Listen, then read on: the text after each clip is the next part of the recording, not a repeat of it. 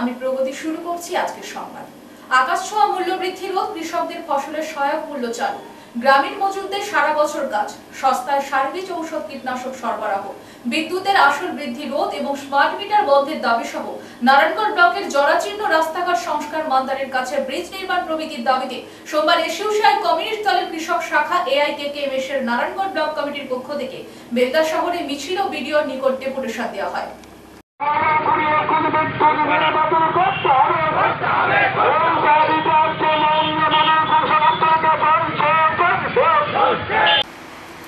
আকাশ ছোঁয়া মূল্যবৃদ্ধি রোধ, কৃষকদের ফসলের সহায়ক মূল্য চালু, গ্রামীণ মজুরদের সারা বছর কাজ, সস্তায় সার বীজ ঔষধ কীটনাশক সরবরাহ, বিদ্যুতের আসল বৃদ্ধি রোধ এবং স্মার্ট মিটার বন্ধের দাবি সহ নারায়ণগড় ব্লকের জরাজীর্ণ রাস্তাঘাট সংস্কার, মান্দারের কাছে ব্রিজ নির্মাণ প্রভৃতির দাবিতে সোমবার এসইউসিআই কমিউনিস্ট দলের কৃষক শাখা এআইকেকেএমএস নারায়ণগড় ব্লক কমিটির পক্ষ থেকে বেলদা শহরে মিছিল ও ভিডিওর নিকট ডেপুটেশন দেওয়া হয়।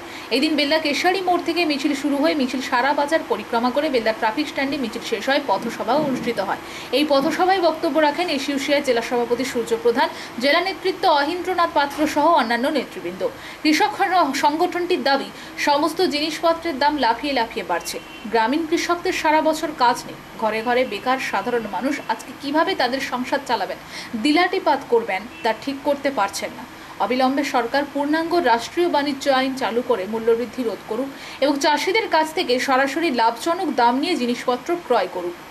এমএসপি আইন এখনও চালু না করার প্রতিবাদে দেশের প্রধানমন্ত্রীর কুশপুত্তলিকা দাহ করা হয়।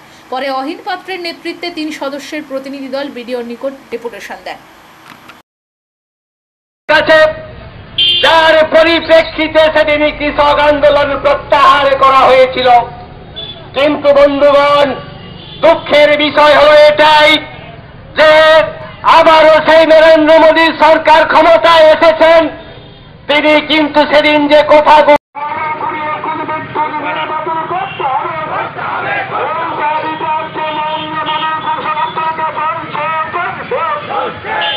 আজকে 15ই জুলাই এআইকেকেএমএস এর সারা ভারত দাবি দিবস।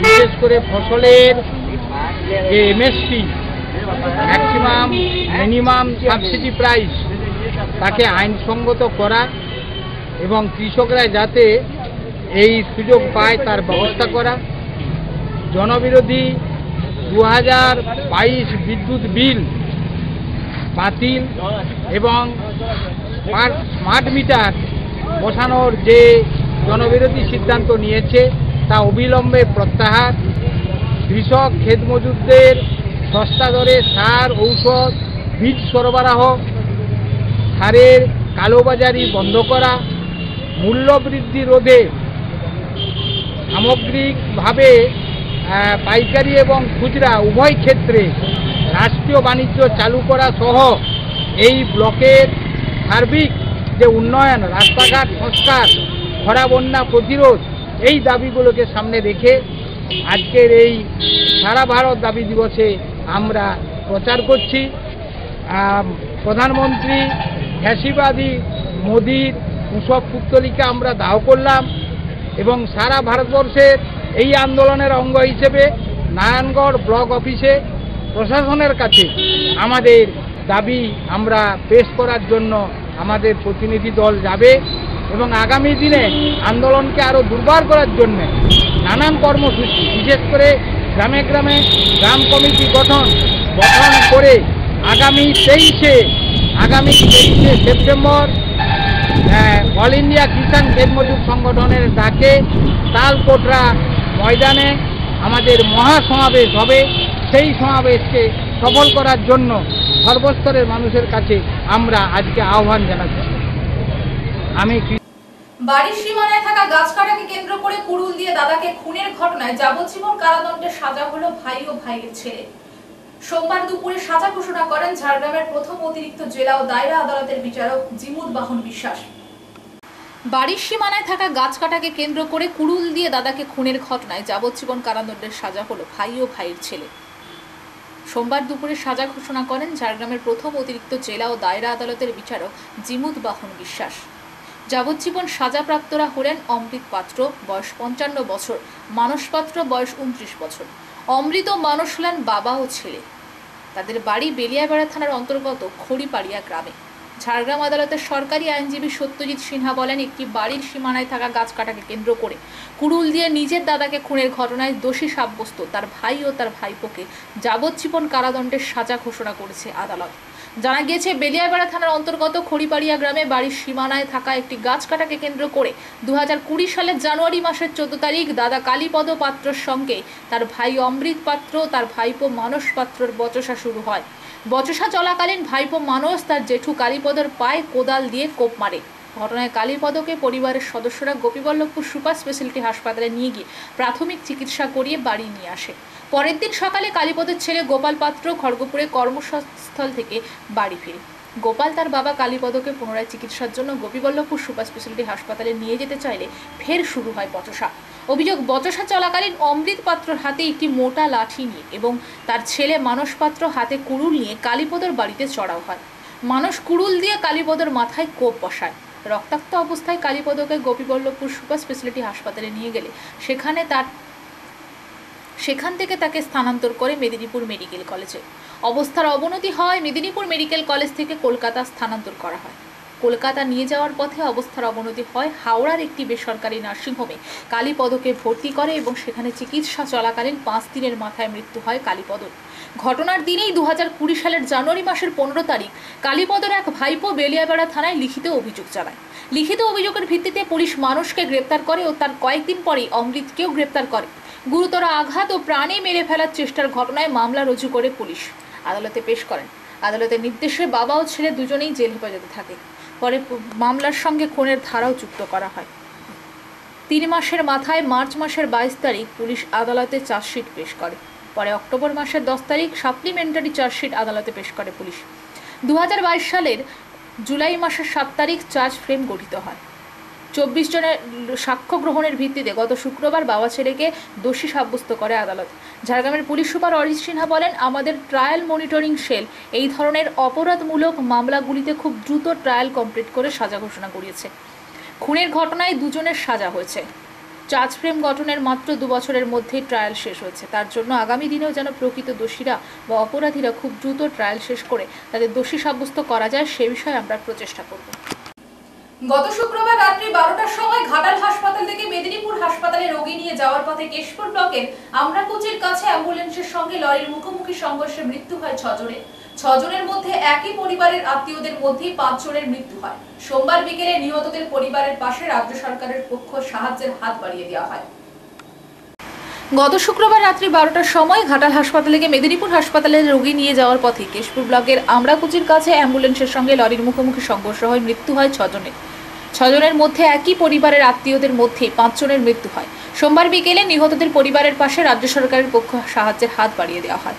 শোকাহত পরিবারের সমবেদনা জানাতে উপস্থিত হন কেশপুর সমষ্টি উন্নয়ন আধিকারিক কৌশিক রায়, পঞ্চায়েত সমিতির সভাপতি চিত্তরঞ্জন গোড়াই, ব্লক তৃণমূল কংগ্রেসের সভাপতি প্রদ্যুৎ পাঁজা, 4 নম্বর গোলার গ্রাম পঞ্চায়েতের প্রধান মঞ্জু দলবের, এছাড়াও ব্লক প্রশাসন আধিকারিক, ব্লক কৃষি আধিকারিক, পরিবহন বিভাগ ও পুলিশের কর্তা ব্যক্তিরা। দুর্ঘটনাজনিত মৃত্যুর কারণে অ্যাক্সিডেন্টাল বীমা হিসেবে 4 লক্ষ টাকা ক্ষতিপূরণ পাবে বলে জানান কেশপুর ব্লক উন্নয়ন আধিকারিক কৌশিক রায়। পাশাপাশি ছেলে মেয়েদের পড়াশোনার দায়ভার প্রশাসন এবং রাজ্য সরকারের পক্ষ থেকে নেওয়া হবে বলেও জানান তিনি। ব্লক তৃণমূল কংগ্রেসের সভাপতি প্রদ্যুৎ পাঁজা বলেন, আমরা শোকাহত পরিবারকে সমবেদনা জানাতে এসেছি। পাশাপাশি রাজ্য সরকারের পক্ষ থেকে বিভিন্ন ধরনের সুযোগ সুবিধা তার পরিবারকে পাইয়ে দেওয়ার জন্য প্রয়োজনীয় পদক্ষেপ গ্রহণ করছি। সেই সঙ্গে পরিবারের যে কোনো সমস্যায় পাশে রয়েছি আমরা। শোকাহত পরিবারের মৃত্যুর ভাই সঞ্জয় কুইয়া বলেন, রাজ্য সরকারের পক্ষ থেকে আমাদেরকে আর্থিক সহযোগিতার হাত বাড়িয়ে দেওয়া হয়েছে। পাশাপাশি ওনারা আমাদের বিভিন্ন ধরনের সাহায্য সহযোগিতা করবেন বলে আশ্বাস দিয়েছেন। সরকারের পক্ষ থেকে কি সাহায্যের হাত বাড়ালেন আপনারা? সরকারের পক্ষ থেকে আমরা পরিবারের পাশে থাকার আশ্বাস দিয়েছি এবং সরকারি যে পরিষেবাটা দুর্ঘটনাজনিত যে সমস্ত বিমা আছে সেই বিমা যাতে পায়, কৃষক বন্ধুর মাধ্যম দিয়ে যাতে মুখ্যমন্ত্রীর দেয়া যে প্রকল্পে 2 লক্ষ টাকা সহযোগিতা যাতে পায় এবং ট্রান্সপোর্ট ডিপার্টমেন্ট থেকে এসছে, যেহেতু রোড অ্যাক্সিডেন্টে মারা গেছে, সেই ট্রান্সপোর্ট ডিপার্টমেন্ট থেকে যে সহযোগিতা আছে রাজ্য সরকারের মাননীয় মুখ্যমন্ত্রীর অনুপ্রেরণায় যে সমস্ত প্রকল্পগুলোর সব রকম সুযোগ সুবিধে পায়, তার জন্য বিডিও সাহেব আছেন, পঞ্চায়েত সমিতির সভাপতি, জনস্বাস্থ্যের কর্মাধ্যক্ষ থেকে শুরু করে কৃষি কর্মাধ্যক্ষ, এডিও সাহেব, পুলিশ প্রশাসন এবং আমরা সর্বস্তরের সহযোগিতা করব এই আশ্বাস দিয়েছি। পরিবারের পাশে থাকব এবং যে বাচ্চা 2টি ছেলে এবং মেয়ে যারা নাবালক অবস্থায় আছে তাদের বাবা মা, তাদের পিসি এবং পিস্তত বোন এবং ভগ্নিপত মারা গেছে। একটি পরিবারেরই 5 জন আত্মীয় স্বজন মারা গেছে। সেই পরিবারের এই অনাথ শিশুদের পাশে তার দাদুকে দায়িত্ব নিয়ে দাঁড়িয়ে থাকতে হবে এবং আগামী দিন সরকারি সমস্ত সুযোগ সুবিধা এবং ওদের পড়াশোনা, জীবন ধারণের সব রকম দায়িত্ব আমরা ব্লক প্রশাসনের পক্ষ থেকে নিচ্ছি। ঝাড়গ্রাম শহরের একলব্য এলাকায় হোর্ডিং থাকা সত্ত্বেও দীর্ঘদিন যাবৎ এই জমি দখলদারি হচ্ছিল, তা সত্ত্বেও হয়নি কোনো ব্যবস্থা। তবে এই জমি নিয়ে কোনো আইনি পদক্ষেপ গ্রহণ করেননি পুলিশ প্রশাসন। এর আগেও বিভিন্ন সময় সরকারি জমি দখলের খবর তুলে ধরেছি আমরা, কিন্তু মুখ্যমন্ত্রী মমতা বন্দ্যোপাধ্যায়ের কড়া নির্দেশের পরেই তৎপর হলো ঝাড়গ্রামের পুলিশ প্রশাসন। ঝাড়গ্রাম শহরের একলব্য এলাকায় হোর্ডিং থাকা সত্ত্বেও দীর্ঘদিন যাবৎ এই জমি দখলদারি হচ্ছিল, তা সত্ত্বেও হয়নি কোনো ব্যবস্থা। তবে এই জমি নিয়ে কোনো আইনি পদক্ষেপ গ্রহণ করেনি পুলিশ প্রশাসন। এর আগেও বিভিন্ন সময় সরকারি জমি দখলের খবর তুলে ধরেছি আমরা, কিন্তু মুখ্যমন্ত্রী মমতা বন্দ্যোপাধ্যায়ের কড়া নির্দেশের পরেই তৎপর হলো ঝাড়গ্রামের পুলিশ প্রশাসন। উল্লেখ্য, জমির পাশে হোর্ডিংয়ে পরিষ্কার উল্লেখ রয়েছে এই জমি পুরোপুরিভাবে সরকারি, কোনোভাবেই কেউ ব্যবহার বা কেনা বেচা করতে পারবে না। সেই নির্দেশ অমান্য করে এই জমি বিক্রি করার অপরাধে এক যুবককে গ্রেপ্তার করলো ঝাড়গ্রাম থানার পুলিশ। পুলিশ জানিয়েছে, ধৃতের নাম সঞ্জয় পাল, তার বাড়ি ঝাড়গ্রাম শহরের বিদ্যাসাগর পল্লী এলাকায়। পুলিশ তদন্তে নেমে ধৃতকে গ্রেপ্তার করে ঝাড়গ্রাম আদালতে তোলে। মহামান্য বিচারক ধৃতকে 14 দিন জেলে হেফাজতে নির্দেশ দিয়েছেন। এর আগেও বহুবার এই জমি সংক্রান্ত বিষয় নিয়ে বিরোধ হচ্ছিল, কিন্তু মুখ্যমন্ত্রীর কড়া বার্তার পরেই টনক নড়ল প্রশাসনের। এরপর থেকে মুখ্যমন্ত্রী মমতা বন্দ্যোপাধ্যায়ের নির্দেশ মতোই সমস্ত এই সংক্রান্ত বিষয়ে কড়া নজরদারি রাখবে পুলিশ প্রশাসন। এর আগেও আমরা এই খবর দেখিয়েছিলাম এই জমি দখল নিয়ে।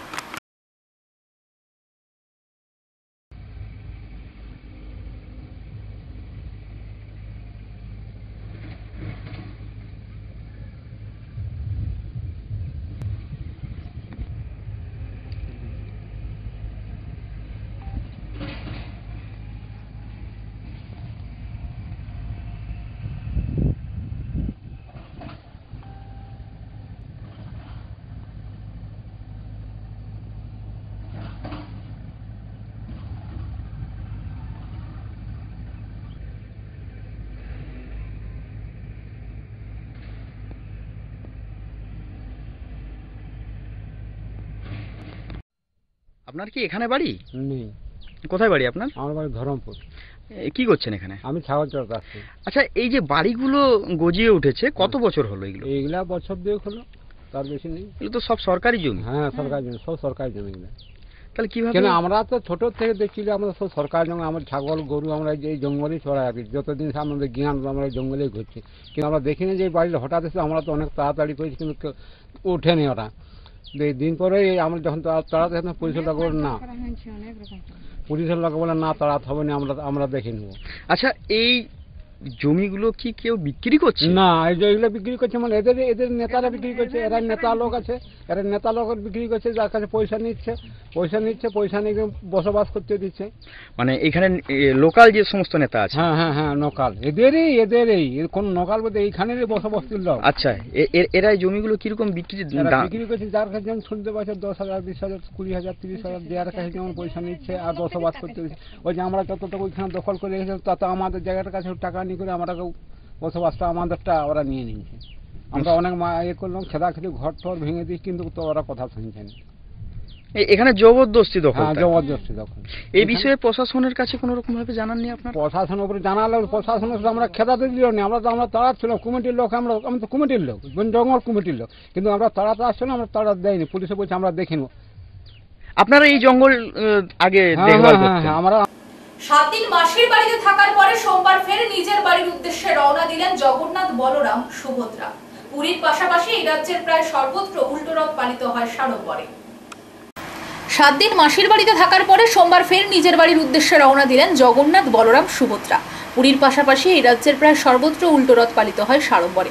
পশ্চিম মেদিনীপুর, পূর্ব মেদিনীপুর, ঝাড়গ্রাম জেলা জুড়ে 8 দিন ধরে যে রথের মেলা বসেছিল তার সমাপ্তি হয় সোমবার। তবে এই দিন বেলদার ইস্কন মন্দিরে দুপুরে হাজির হন প্রাক্তন সাংসদ দিলীপ ঘোষ। তিনি বলেন, গত বছর এই মন্দিরে এসেছিলাম আর এবারও এলাম। পাশাপাশি তিনি এই দিন প্রসাদ সেবনের পাশাপাশি বেশ কয়েকজন পুরনো কর্মীদের সঙ্গে কথা বলেন। বর্তমানে বৃষ্টির দেখা নেই, তাই চাষিরা সঠিকভাবে মাছ চাষের কাজে নামতে পারছেন না। তাই রথের মেলায় তেমনভাবে মানুষের উৎসাহ চোখে পড়ল না। বেল্লা শহরে রথের মেলাকে ঘিরে আগে যেভাবে মানুষের মধ্যে উদ্দীপনা লক্ষ্য করা যেত, এবার এক প্রকার নেই বললেই ভুল হবে না। তবে বেশ কয়েকটি দোকানে দেদার জিলিপি বিক্রি হয়েছে।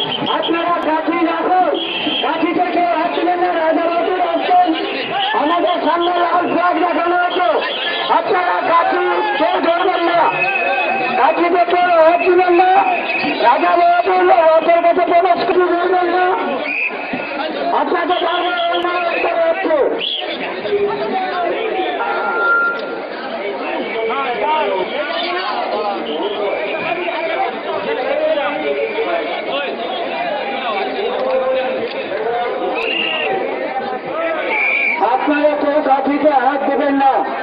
বারবার আপনাদের কাছে অনুরোধ করা হচ্ছে, সমস্যাপূর্ণ নাচিদের উদ্দেশ্যে জানানো হচ্ছে, আপনারা কেউ রথের কাঠিতে হাত দেবেন না।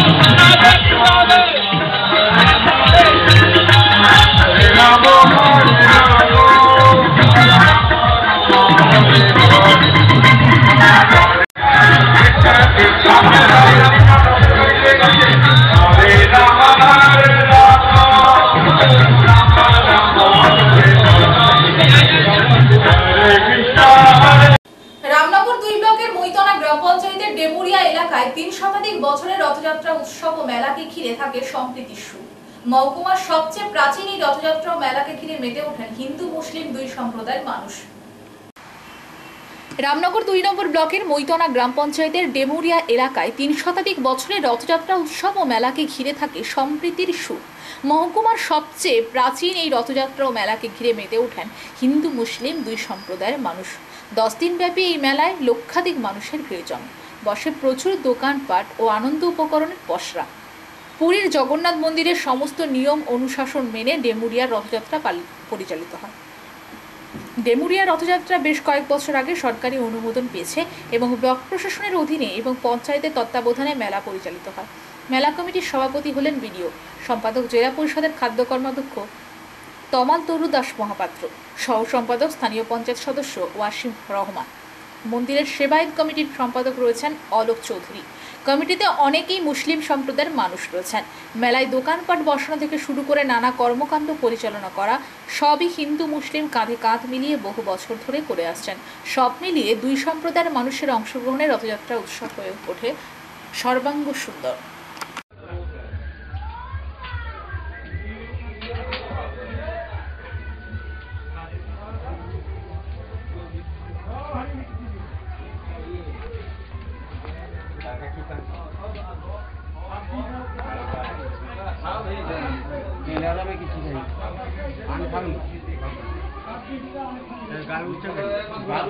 তিনশো বছরের প্রভু। তো এই চৌধুরী মানে যারা যারা মানে বয়স্ক লোকেরা উনারা পুরী যেতেন আগেকার দিনে, তো তারা মানে যেতে হ্যাঁ হ্যাঁ তো উনারা এখানে যেতে উনি বলতেন যে আমি এখানে আছি আর ওখানে যাওয়ার কোনো দরকার নেই, তো এখানে এনাদেরকে